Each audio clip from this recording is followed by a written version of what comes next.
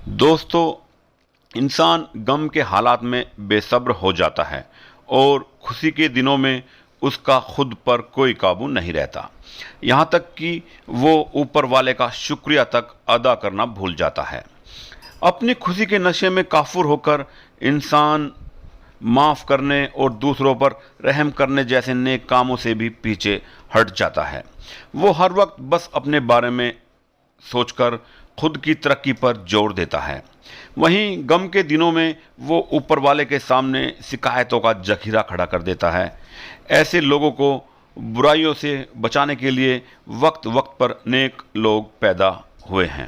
ایسے ہی ایک نیک نبی کی زندگی سے سیکھ لینے کے لیے ہم دا مسلم فائٹر پر آپ کے لیے لے کر آئے ہیں حضرت یوسف علیہ السلام کی زندگی کا اتہاس۔ حضرت یعقوب علیہ السلام کے بیٹے حضرت یوسف علیہ السلام، جنہوں نے آگے چل کر مصر پر شاسن کیا، اسلام کے پیغمبروں میں سے ایک ہیں۔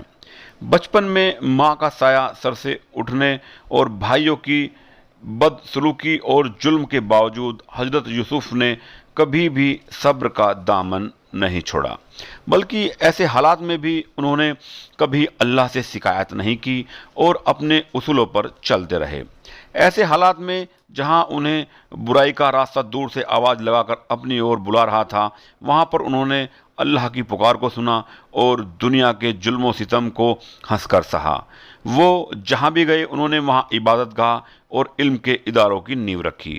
اس کے ساتھ ہی ہم ان کی زندگی سے وفاداری، دوسروں کو معاف کرنے کی قابلیت، دوسروں کا بھلا کرنے کی صلاحیت اور مشکل حالات میں خود پر قابو کرنے کی نعمتوں کو سیکھ سکتے ہیں۔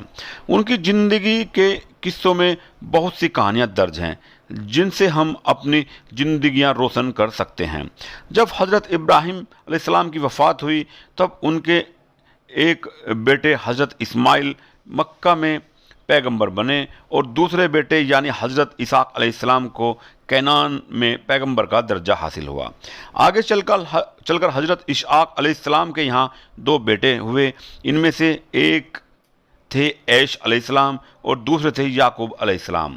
عیش علیہ السلام دمشق میں بس گئے جبکہ یعقوب علیہ السلام کینان میں ہی رہے۔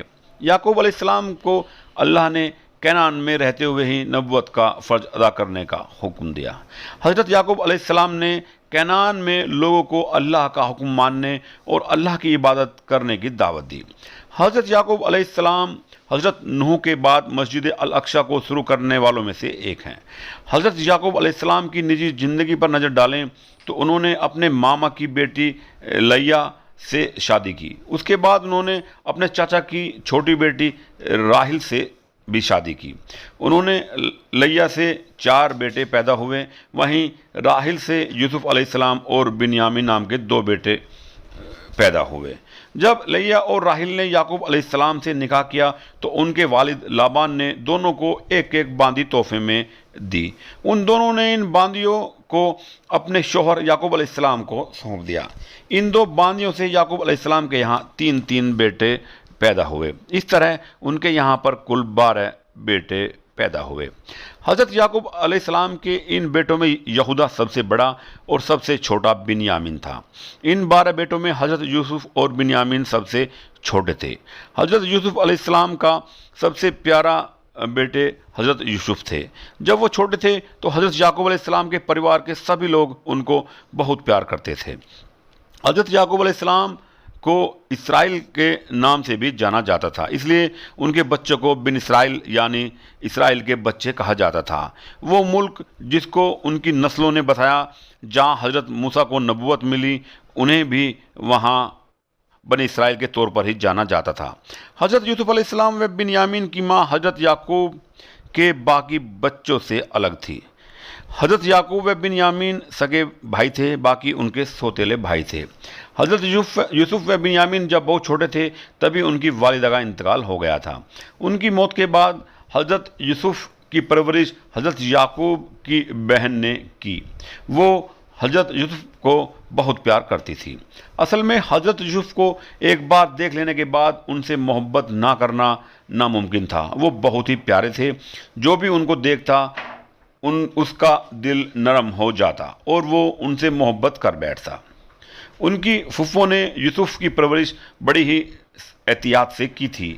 وہ اس سوچ میں تھی کہ حضرت یوسف کے والد ان کو بڑے ہونے کے بعد اپنے پاس بلا لیں گے، اور اصل میں تھوڑے دنوں بعد حضرت یعقوب علیہ السلام نے اپنے بیٹے کو ان سے واپس مانگ بھی لیا۔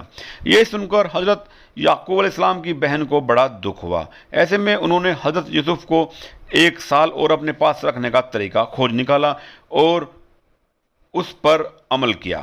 حضرت یعقوب علیہ السلام کے پاس ایک چاندی کی تلوار تھی جو انہیں ان کے دادا حضرت ابراہیم علیہ السلام نے وراثت میں دی تھی۔ حضرت یعقوب علیہ السلام نے وہ تلوار اپنی بہن کو رکھنے کے لیے دی تھی۔ اسلام کے مطابق چوری کی سزا اس طرح تھی کہ اس چور کو اس انسان کے گھر جس کے یہاں اس نے چوری کی ہے سزا کے طور پر 1 سال نوکروں کی طرح کام کرنا پڑتا تھا۔ حضرت یعقوب علیہ السلام کی بہن نے حضرت یوسف کی کمر کے چاروں اور اس تلوار کو لپیٹ دیا اور حضرت یوسف کو کپڑے پہنا دیے اور حضرت یوسف کو باہر کھیلنے کے لیے بھیج دیا، اور یہ کہہ کر شور مچا دیا کہ تلوار کھو گئی ہے۔ تلوار کو ڈھونڈنے کی سبھی نے بہت کوشش کی اور آخر میں انہیں وہ تلوار یوسف کی کمر پر لپٹی ہوئی ملی، یعنی اب یہ طے تھا کہ یوسف نے اپنی پھپھو کی تلوار چرائی تھی۔ اسلام کے مطابق حضرت یوسف علیہ السلام کو 1 سال اور اپنی پھپھو کے یہاں پر رہنا پڑا۔ حضرت یعقوب کو اپنی بہن کی یہ چالاکی بڑی پسند آئی۔ وہ سمجھ گئے کہ ان کی بہن یوسف سے بہت پیار کرتی ہے اور ان کو بھیجنا نہیں چاہتی، اس لیے حضرت یعقوب علیہ السلام نے حضرت یوسف علیہ السلام کو 1 سال کے لیے اور اپنی بہن کے پاس چھوڑ دیا۔ اس سے آگے کہانی ہم آپ کو چیپٹر 2 میں بتائیں گے۔ اگر آپ کو ہمارے دوارا دی گئی جانکاری پسند آئی ہو تو ہمارے چینل کو لائک و سبسکرائب کریں۔ آداب۔